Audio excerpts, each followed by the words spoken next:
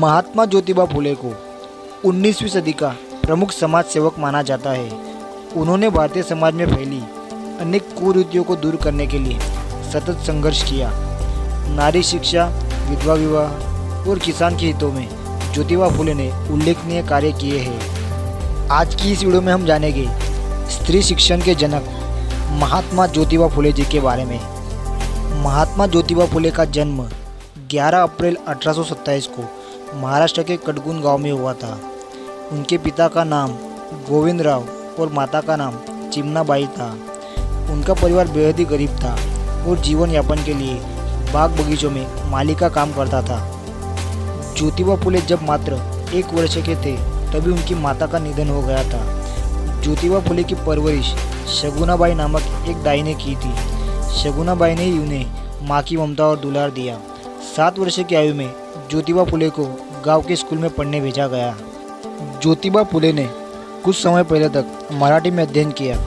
बीच में पढ़ाई छूट गई और बाद में 21 वर्ष की उम्र में अंग्रेजी की 7वीं कक्षा की पढ़ाई पूरी की। ज्योतिबा फुले का विवाह 1840 में सावित्रीबाई से हुआ।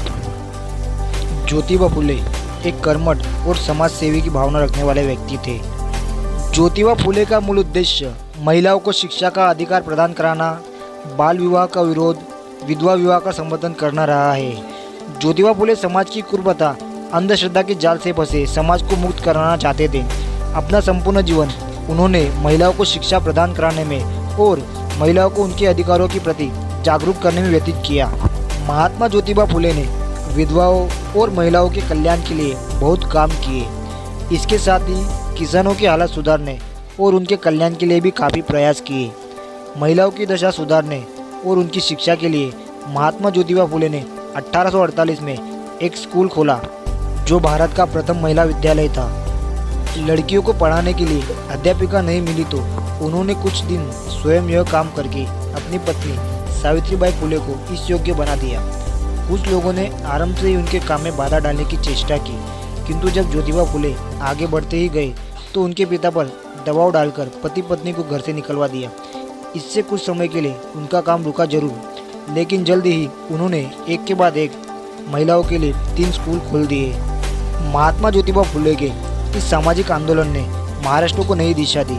उन्होंने वर्ण व्यवस्था और जाति व्यवस्था ये शोषण की व्यवस्था है और जब तक इनको पूरी तरह से खत्म नहीं किया जाता तब तक एक समाज की निर्मित असंभव है, ऐसी स्पष्ट भूमिका रखी। ऐसी भूमिका लेने वाले वो पहले भारतीय थे।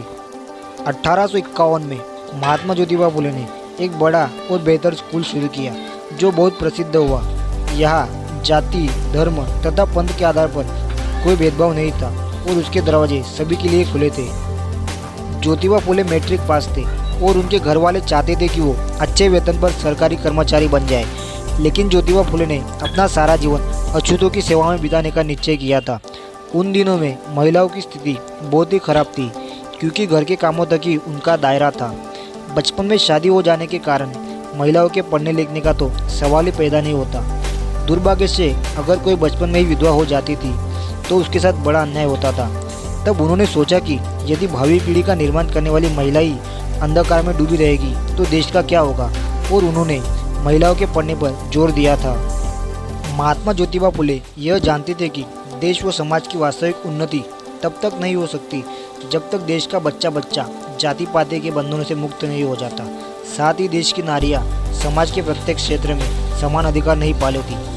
उन्होंने तत्कालीन समय में भारतीय नवयुवकों को आह्वान किया कि वे देश, समाज, संस्कृति को सामाजिक बुराइयों तथा अशिक्षा से मुक्त करें और एक स्वस्थ, सुंदर और सुदृढ़ समाज का निर्माण करें। अछूत और निर्बल वर्ग को न्याय दिलाने के लिए ज्योतिबा फुले ने सत्यशोधक समाज की स्थापना की।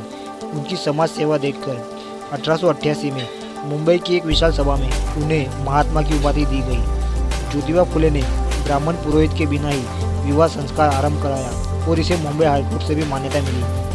महात्मा ज्योतिबा फुले और सावित्रीबाई फुले की कोई संतान नहीं थी, इसलिए इन्होंने एक विधवा महिला के बच्चे को गोद लिया था। यह बच्चा बड़ा होकर एक डॉक्टर बना और इसने भी अपने माता पिता के समाज सेवा के कार्यों को आगे बढ़ाया। जुलाई 1888 में उन्हें लकवे का अटैक आ गया, जिसकी वजह से उनका शरीर कमज़ोर होता जा रहा था। लेकिन उनका जोश और मन कभी कमज़ोर नहीं हुआ था। 27 नवंबर 1890 को महात्मा ज्योतिबा फुले ने अपने सभी अनुयायियों को बुलाया और कहा कि अब मेरे जाने का समय आ गया है। मैंने जीवन में जिन जिन कार्यों को हाथ में लिया है उसे पूरा किया है। मेरी पत्नी सावित्री ने हरदम परछाई की तरह मेरा साथ दिया है और मेरा पुत्र यशवंत अभी छोटा है और मैं इन दोनों को आपके हवाले करता हूँ। इतना कहते ही उनकी आंखों से आंसू आ गए और उनकी पत्नी ने उन्हें संभाला। 28 नवंबर 1890 को महात्मा ज्योतिबा फुले का निधन हो गया और एक महान समाज सेवी इस दुनिया से विदा हो गया। महात्मा ज्योतिबा फुले ने अपना संपूर्ण जीवन महिलाओं की प्रगति, किसानों का विकास और अछूतों के उद्धार में ही लगा दिया। आज भारत की हर महिला को महात्मा ज्योतिबा फुले के बारे में पता होना चाहिए। महात्मा ज्योतिबा फुले के संघर्षमय जीवन और उनके महान कार्यों को कोटि कोटि प्रणाम।